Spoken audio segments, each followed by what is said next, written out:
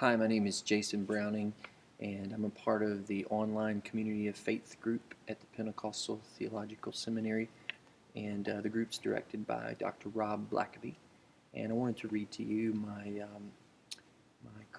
manifesto paper and talk a little bit about what I've encountered from this semester of participating in a Community of Faith online. I believe Christian leadership should be drenched in love. The greatest sickness in the world isn't cancer or Alzheimer's or some other physical illness. The greatest sickness for humanity is sin. The effects of sin are widespread and felt across language barriers. The most rampant symptom of sin is loneliness. The majority of people on earth at one point or another feel lonely, and some do so on a continual basis. A false sense of acceptance and love based on performance is the prevailing thought of the day. People only feel acceptance when they can produce or perform, or if they're able to be unique. Very few people know that they are loved without conditions or limits. When these conditions aren't achieved, they feel discarded and lonely. When we read that chapter about loneliness from Nouwen's book, Beloved, I just thought about how being alone and being lonely are different things, and I loved how he pointed that out. And I thought about how many people in our churches and in our world are afflicted with the sickness of loneliness, and how they try to do so many different things to combat that.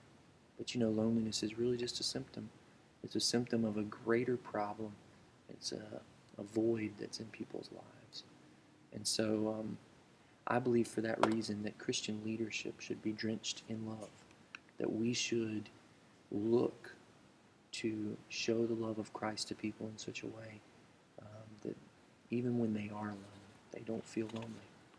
The second part of my paper was in the manifesto was under the statement of this: I believe Christian leadership takes place in the context of community. Individualism is something that's so promoted and so propagated by our culture. Everyone wants to be an individual. Everyone wants to be unique. And the Scripture really speaks against that. The Scripture speaks to individuals, but it's calling us to live collectively or corporately as a group. That's why this group is important. That's why Community of Faith is important. I chose today to make this video in our sanctuary because this room represents a place where our church family gathers together. And in a place, in a world that promotes individualism so much, there's comfort in the fact that we can live in community with each other. Community is really God's design for us. We're told that we are the light of the world. The Scripture teaches us that we are the light of the world. And it doesn't mean that we are individual lights, but collectively, we are all the light of the world. And so when we start to live our lives in the context of community, that's how we show an unbelieving world that Jesus is who he said he is. Jesus said it this way. He said, they will know that you're from me because of the way that you have love one for another. So not only should we be drenched in love, but it's important for us to live and exist in community. The third part of my manifesto was anchored on this statement: I believe that Christian leadership should be anchored in prayer.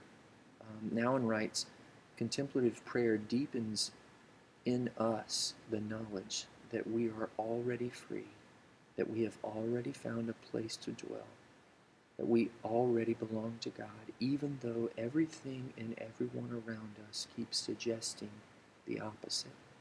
That's really true.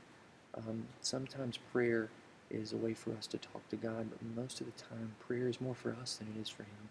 God already knows what he's going to do. God already knows how he's going to act, and God already knows the best way to respond to whatever's going on. And as circumstances around us seem to be very difficult, prayer can anchor us, prayer can deepen us, and prayer can gently remind us that everything's going to be okay, that we don't have to worry because God is in control. And then the last statement in my manifesto was this: I believe Christian leadership requires faithfulness on a personal level. in the discussion of the community and the fellowship, the body of believers, we can't lose out on the idea of faithfulness. We as individuals are called to be faithful, and we as a community are called to be faithful. For me, this really speaks in the context or the idea of how we read the Scriptures. We're privileged because it's our turn, it's our chance, I guess you could say, in the timeline of human history. It's our chance to read the Scriptures. And we read those Scriptures and we interpret those Scriptures not for the first time, but we do so through the lens of church tradition and history and all that's come through us. And so it's important for us to be faithful.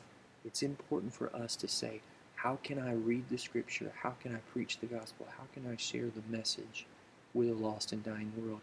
And be faithful to the tradition, be faithful to the things that Scripture's calling us to do, and that the church fathers before us, the foundation that they've laid. 1 Corinthians speaks of it this way. It says, according to the grace of God that's been given to me, as a wise master builder, I have laid the foundation. And there's another that comes to build on that foundation.